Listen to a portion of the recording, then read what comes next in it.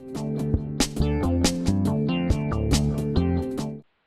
Janelle Stelton-Holtmeyer, Associate Editor of Modern Distribution Management, and today I'm talking with Peter McCausland, President and CEO of Airgas.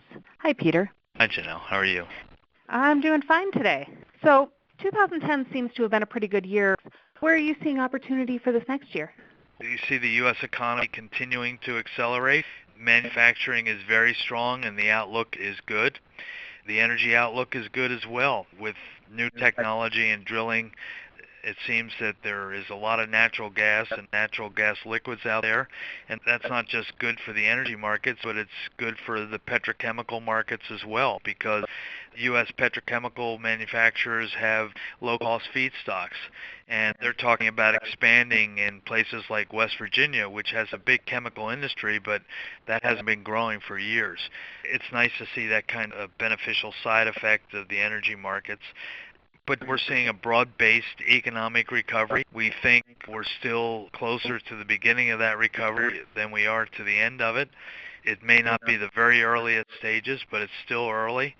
And companies are flush with cash and planning pretty significant capital expenditures. So we see a good economy, and hopefully the government can start addressing some of the long-term structural problems and then get on with building the infrastructure that the country needs in order to be competitive in the global economy. Well, switching gears a little bit, Airgas has always been known as an acquisitive company with more than 400 acquisitions in the last 28 years. What role will acquisitions play for your company's growth over the next year? We're looking to a return to normalcy when it comes to acquisitions. The packaged gas market in the United States is about a $13 billion market, and about half of that market, or $6.5 billion, is held by independent companies. And these are small companies of $5 to $10, $15 million in annual sales, up to as big as maybe $300 million in sales. And there's maybe 100 of them in that $30 to $300 million range. And so there's lots of opportunities. All the forces of consolidation that have been driving consolidation over the past 15 to 20 years are still with us today, and one could argue they're even stronger.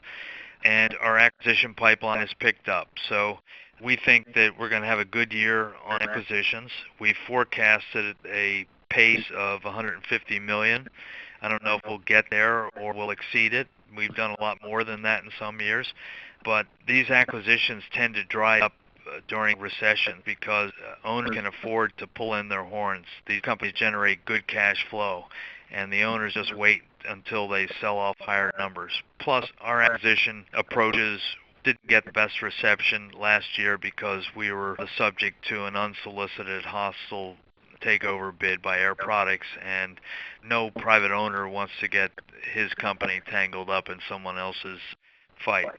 I think it's going to be a really good comeback year on acquisitions for us, and as you said, we've done over 400 over the years, and we're good at it, and we spend a lot of time onboarding the associates and the customers. That's the main focus of our acquisitions, and we've done a good job there, and we were very entrepreneurial, and we know that this business is won and lost at the local level, and I think that appeals to a lot of people who are employed by companies which we acquire. With Air Products bid to acquire Airgas, that was certainly big headlines last year. Why was Airgas opposed to being acquired? Well, we weren't opposed to being acquired, and we did not oppose the sale of Airgas. We only opposed the proposed steal of Airgas by Air Products. The bid was grossly inadequate, and it wasn't just the original Airgas board who came to that view. Ultimately, 3 directors who were elected on the dissident slate put up by Air Products came to that view, and the entire newly constituted board unanimously viewed the valuation of the company as significantly greater than the offer. We were defending the value that our shareholders deserved, and it was a hell of a year. I mean, it was a very consuming defense, and I thought the whole process in some ways was pretty distasteful, but we're fiduciaries and we did the right thing. And, you know, the trading in our stock since Air Products withdrew its bid validated our position. I mean, the stock actually went up on the day they withdrew the bid from 61 something to over 62, and then it went all the way up to $69.70 just a few weeks ago. The bid was 70, the best and final bid. So it validated our position that there was little or no premium in the Air Products bid. Our prospects are outstanding. We're a unique company with a unique platform, and we did the right thing for our shareholders, and we're proud of the defense that we mounted.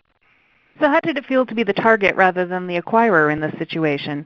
Were there any lessons that you learned through the process that will affect how you approach acquisitions going forward? Our acquisition strategy has never been hostile. It's a win-win proposition for both the buyer and the seller, and that's very different from what we just went through. But like with any challenge, I think we've grown significantly through this process. It's amazing how focused our associates stayed on our customers and how cohesive Airgas as an organization remained despite the assault on everything that we held sacred. And I think we're a much stronger company today having gone through that, even though I would never want to go through it again. In terms of lessons, I would say the most important one is never give up. There were some very dark days, and we never gave up. I think another lesson would be you got to work hard every single day to preserve your culture. You can't spend enough time working on your culture and trying to preserve and enhance it. And I guess the last lesson that comes to mind is that if you focus on creating value for your shareholders over the long term, you're going to find the right answer. What are the top 3 things that should be front of mind for managers right now? As I mentioned, culture. If you don't have a good culture, you're going to get beaten in the marketplace by another company that does have a good culture.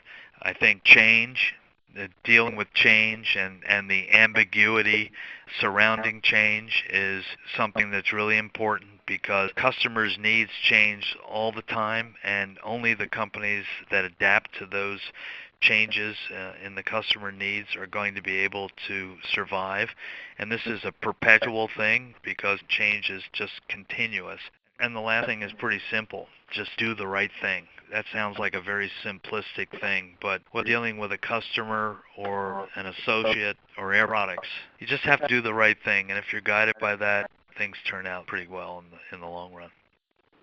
All right. Well, thank you very much for your time today. Well, thank you. I appreciate it.